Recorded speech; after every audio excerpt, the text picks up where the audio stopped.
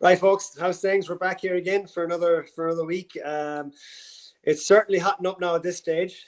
Finally, we have the Tailteann Cup semi-finals coming up this weekend with Meath and Antrim and down in Laois, and we have the preliminary quarterfinals coming as well.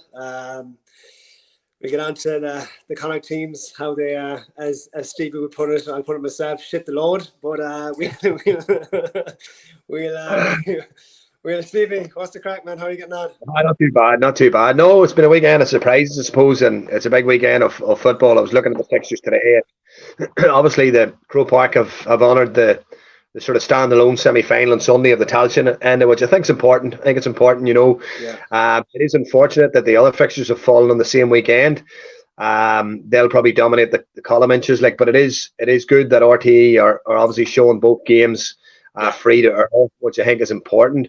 It is at the stage now where you're into the last four. I said in the programme a number of weeks ago, I felt there was only 4 teams could win it. Two of those four teams are left.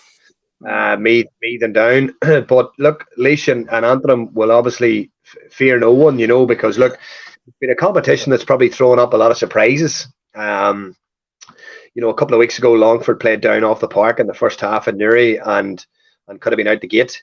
If they'd have taken their goal chances, young Fox ran through 1-on-1 and screwed it wide, 5 points up. That would have put them 8 up. 8 would have been a fair degree of a lead to claw back. But listen, Down were very impressive at the weekend, and very, very impressive. Really, really well organised. Obviously, it's a strength of Connor's organisation. Having a team fit and organised is obviously half the battle at any level. And I think Cavan, obviously having lost, a couple of predominant players, particularly Lynch and Smith and guys like that, and maybe guys coming in a wee bit maybe undercooked as well. It had a major impact, I went down to Belfast on Sunday. I seen Antrim playing against Carlow. It's an Antrim team that have probably found a bit of a lease of life under McEntee in the Tailteann Cup. I don't really buy into it's been a brilliant year, because for me, for a lot of those teams, their year should be split 50-50. First and foremost, for those counties in Division 4 and 3, promotion has to be an absolute priority. It has to be a priority to get out of those lower tiers and compete against better teams. I didn't really think Antrim had that particularly good a league. They finished third bottom of Division 4. They were well beaten in the Ulster Championship, but they went away after the Ulster Championship and they played challenge games against Donegal, challenge games against Dublin second string. Actually, that night in Newry, I was down actually watching them. And there's some very, very athletic players, some really good footballers. Obviously, the likes of Paddy McBride is still a very, very important player for them. Mark Jordan had a great game on Sunday as well. The one thing that would worry me was they lost their goalkeeper to injury, and they also lost big Connor Stewart, the midfielder, which looked like a really bad injury. Hopefully it's not, but he did seem in a lot of pain. And I think having lost those two, they've also lost Ryan Murray to a cruciate injury. So I think, it's going to be, obviously Meath coming in as heavy favourites on Sunday. And look, without scudding it, Meath and Down would be grossly disappointed if they didn't come out of Sunday with 2 wins. They would be grossly disappointed. It is adding a bit of spice too with McEntee, obviously on the Antrim side, and the level of abuse he did get with Meath. Like, obviously he'd love to get one over on them. I suppose the last year has shown, what a decent job he did with Meath. Obviously, with Meath going into the Tailteann Cup here, McEntee got them to top 8 quarterfinal. I think it was definitely 1 year, if not 2 years. So I thought he was kind of his. Yeah, look, obviously being based in Dublin, you definitely hear the levels of abuse he was getting and his family. So I'm delighted for himself. And look, Antrim, I was a bit surprised the league campaign. But I'm not going to say Meath are going to run away with this here now. I still think it should be a close enough game, shouldn't it? So the thing is, I haven't really seen much of Meath in the Tailteann Cup. I've seen them during the National League, and some of their performances were very, very poor. But they're in the Tailteann Cup, and maybe from a Meath perspective, historically, maybe a lot of Meath people from a snobbish point of view are looking at the Tailteann Cup going, we're Meath, we shouldn't be there. But unfortunately, that's where they're at. That's the level they're at. That's the level Down are at. Would I prefer that Down were in a preliminary All-Ireland quarter-final this weekend? Of course I would. And would every Down supporter? Of course they would. Would Conor Laverty and his management team? Of course they would. But that's the level they're at. So they have to play at the level they're at. And unfortunately, you have to earn the right to play at the next level. And that right can be earned through a number of avenues. It can be earned through promotion, which we fail to do, or it can be earned by reaching a provincial final, which we fail to do, or it can be earned by winning the Tailteann Cup this year. So you're 2 games away from winning the Tailteann Cup, which will automatically give you the Sam Maguire place next year.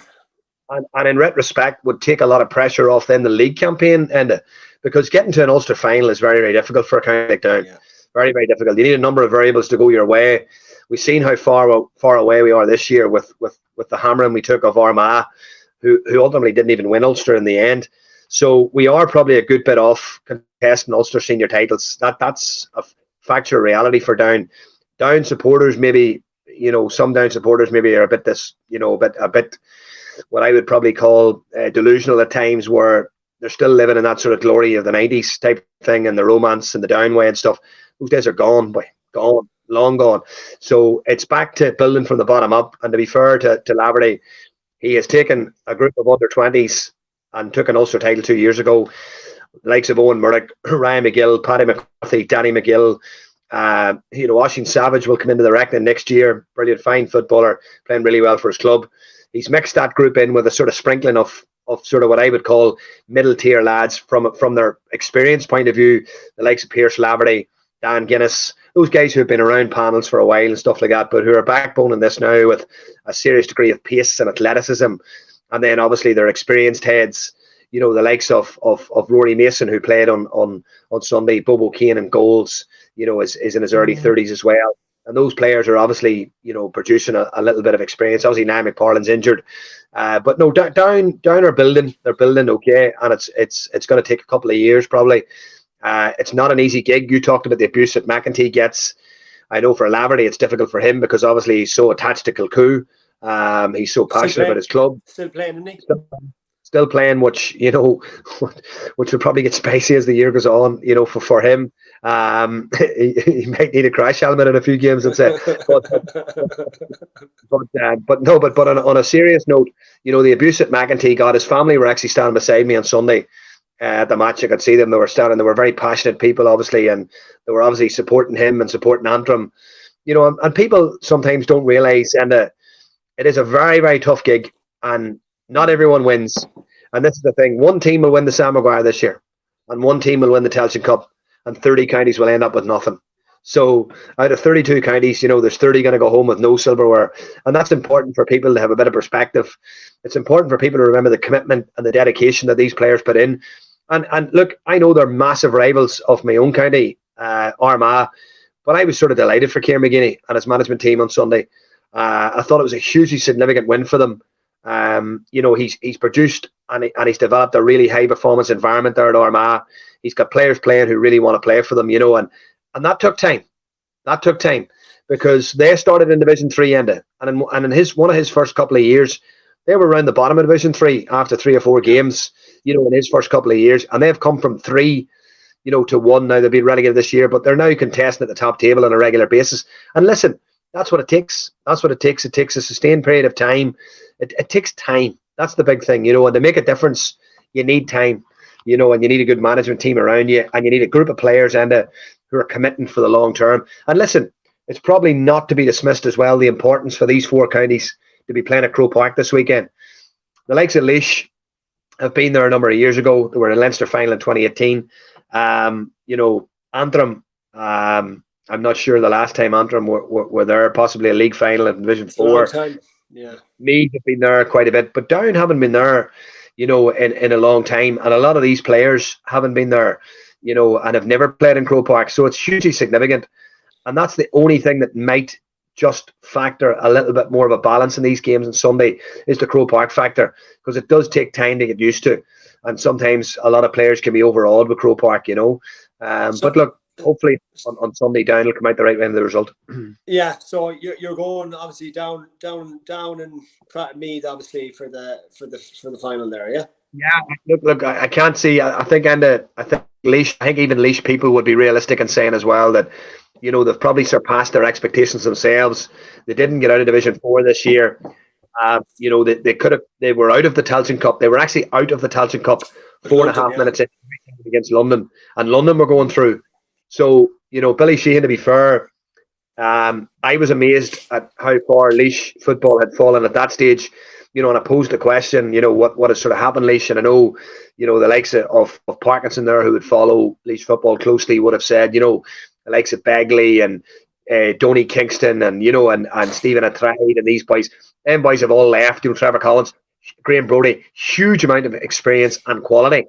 And they've probably been replaced by younger lads who, you know, are only really finding their trade. But look, they still have a sprinkling of decent footballers. Evan O'Carroll's one of the best footballers in Leinster, one of the best forwards in Leinster on his day.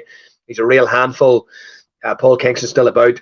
You know, Robert Piggott is an absolute dog of a defender. You know, he will give you everything as well. You know, a few Port Arlington lads there who are coming off the back of a decent campaign last year. You know, who'll add a bit of grit and a bit of bite about them as well. So, look, they've finished every game. This last 3 or 4 games, they've finished it very strongly. So if they're in the game going down the stretch, they'll obviously fancy themselves. But I think if Down get their running game over at Crow Park, you know, we could take off. But look, it's a semi-final, and semi-finals are just for getting over that.